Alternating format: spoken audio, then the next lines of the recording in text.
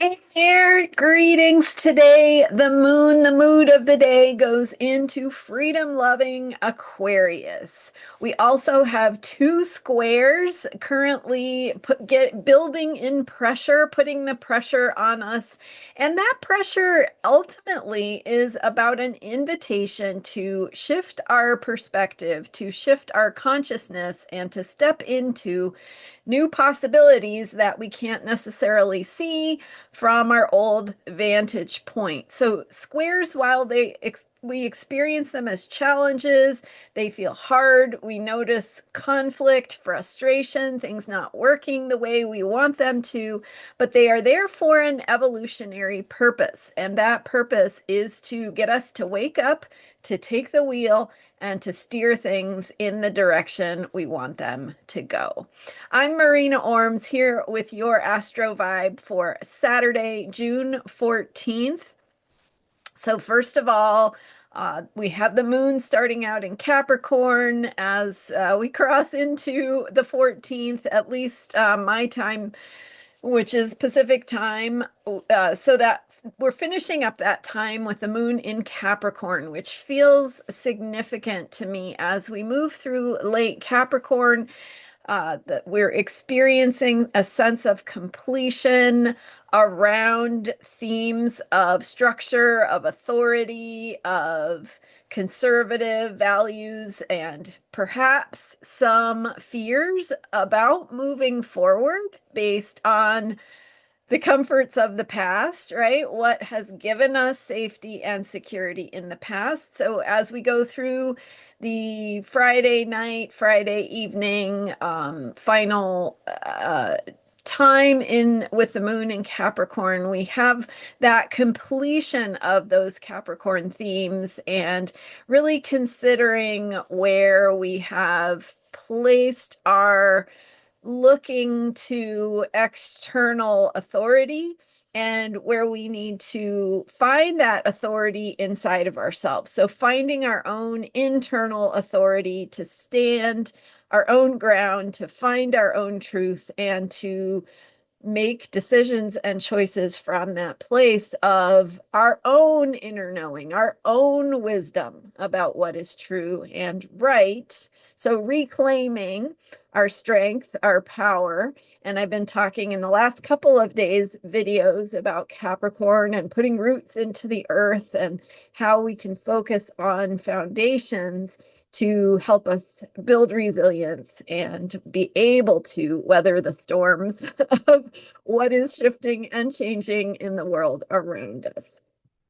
So then 4 a.m. Pacific time, the moon goes into Aquarius. So we have that first, the moon moving through that 29 degrees of Capricorn, where we are reactivating that final place that Pluto went through. Remember Pluto in 2023 and 2024, going through that final degree of Capricorn, bringing a reckoning with the past, a reckoning with what needs to be completed around how we view our government and maybe some of those places where we as human beings, as little individuals, might be waiting for some authority figure to fix things for us, right? And just having to come to that awareness that, hey, there is a way that we need to take things not maybe into our own hands, but really it's really about deepening into our own capacity to make decisions and to orient ourselves and to say, hey, that's not right. I don't support that. That's not okay with me with, whatever is going on in the world, that you can start to see those old structures and systems that we have in the world not really working the way they used to, right? Not serving us in the way we really need them to serve us, whether that's government or healthcare or political systems, financial systems, all the different ways that society is organized. So just looking at where we as individuals need to find our power to say what we like and what we don't like and what we want, how we want things to be going forward. Okay, so that's some background. As we see the moon now shift into Aquarius, 4 a.m. Pacific time on Saturday, June 14th, we're shifting into themes of what is freedom? How do we act from a place of choosing our own freedom, of being who we are, of celebrating our differences, our authenticity, of the ability to be genuine, to feel free to be who we are. And so those themes up today as the moon is the mood of the day. So that's the vibe that we have heading into these exact squares. And so I will try to talk a little bit more, hopefully tomorrow, about really breaking down the energy of these squares. But what I can do today is just point out that we have Mars squaring Uranus, not a super rare aspect, but it, it is bringing pressure for sure. And Mars has that energy of, well, it has the energy of force, it has the energy of warrior energy. It deals with action and courage. It also deals with themes of military and fighting and some of the posturing that we might see in the world around who has the power and how that power is being wielded. So remember that that power that we have within us is also a really big and important factor in what is unfolding in the world. So we've got that. So Mars in Leo, right? I've been talking about power, ego, attention, who's getting the attention, and but also in a positive way, we can think of this aspect as an opportunity to get creative, to take action, to be creative, to celebrate life. That is really the higher path of this Mars in Leo placement. It's action and celebration of life and life force energy and sharing and shining our light in terms of who we are and who we are here to be. So, not shying away from being ourselves, but really stepping into that and celebrating that. And squaring Uranus in Taurus, which also reminds us that things do need to change, and we can as individuals be part of helping to steer what those changes are going to look like. So do you get to, stand up and say, hey, I want a world with no war, and all of a sudden that's what happens? Well, no, it doesn't really work that way, right? But can you live your life in a way that affirms your values? Can you live your own little personal life and your corner of the world and show up in your corner of the world in a way that says, here is what I would like to bring forward. Here's how I would like to show up and try to work toward peace in my own corner, or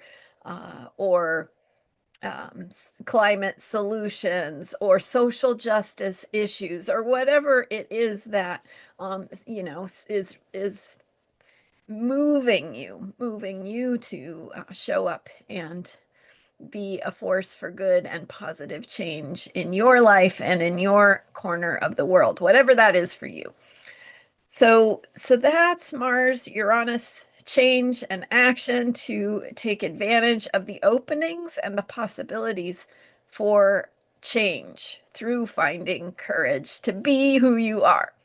Okay, so that's Mars Uranus, but at the same time, Jupiter is forming its third and final square with Saturn. So we had two exact squares in 2024, and I've got more details about that in my article about outer planet alignments. The link is in the description for this video, but just real quick, that Jupiter energy of bringing us into a place of where we need to shift, where we need to see new possibilities, where we need to tell a different story, where we need to step into and expand and embrace the capacity that we have for hope, for optimism, for believing in what we are capable of, related to Saturn, the limitations that the real world has.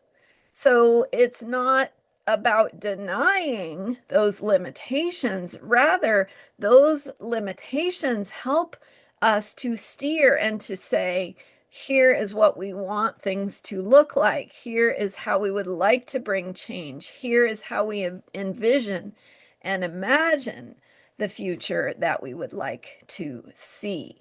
So, how we can think about Jupiter and Jupiter now in Cancer expanding into our capacity for caring, for meeting the needs of those in society. And you see themes like funding for social services and Medicare and all the ways that those are under threat. So really looking at what caring means, how we're going to have capacity to expand into new possibilities for caring, what that will look like in the future.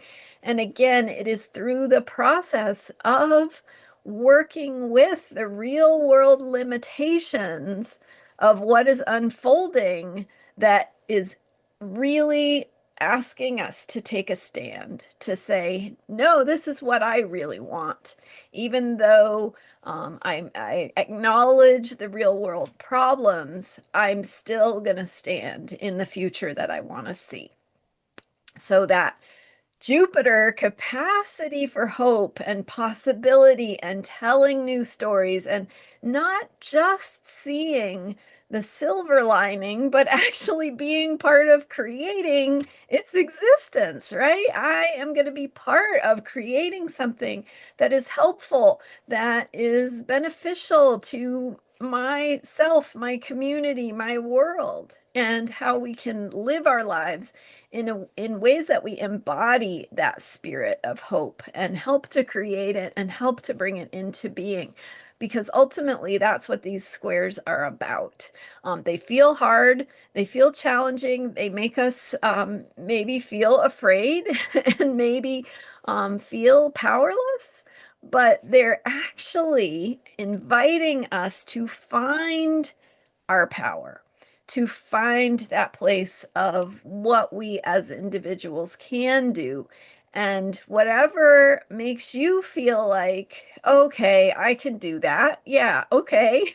I'm gonna get off the couch today, or I'm gonna shift my mood today, and here's what I'm gonna do. And it's baby steps, it's tiny little things, it's little acts of service, it's little acts of affirmation of your own life and its value, and also valuing those around you. And as you do it, you help to make the potential that is inherent in these squares, you help to actualize it and activate it. And we are having in the United States, maybe around the world, some planned protests on a Saturday, June 14th. It's literally called No King's Day. So whatever you want to take a stand for, whether you feel like activism or being in the streets is your thing that makes you feel engaged and involved and like you're doing something, then great. And again, no King's Day. It's literally about who has the power here. Who and ultimately, no matter what your politics are, this is about how we respond as individuals. So, so finding what that is for you, finding your actions, your affirmations of the value of your life and those you care about, and how to respect and affirm those positive outcomes and futures that we want to see. All right, I think I'll end it there. Thank you so much for being here. And whatever you do, have fun, be creative, and express your own life force energy. You are here to live life. You are not here to be defeated by it, right? So what does that look like for you? Even if it's as simple as enjoying nature or doing something in your garden or cooking a nice meal for someone you care about, whatever it is, enjoy it, have fun, let it be an affirmation of life and freedom and authenticity. And thanks for being here. I'm Marina Orms. You can learn more about me at astrologyheals.com. And I have that article about the planetary alignments in the description for this video, as well as more stuff on planets and 2025 in my member site. So go check that out. And thanks for being here and subscribing to this YouTube channel. I will see you next time with more astrology for unshakable self-care. Bye for now.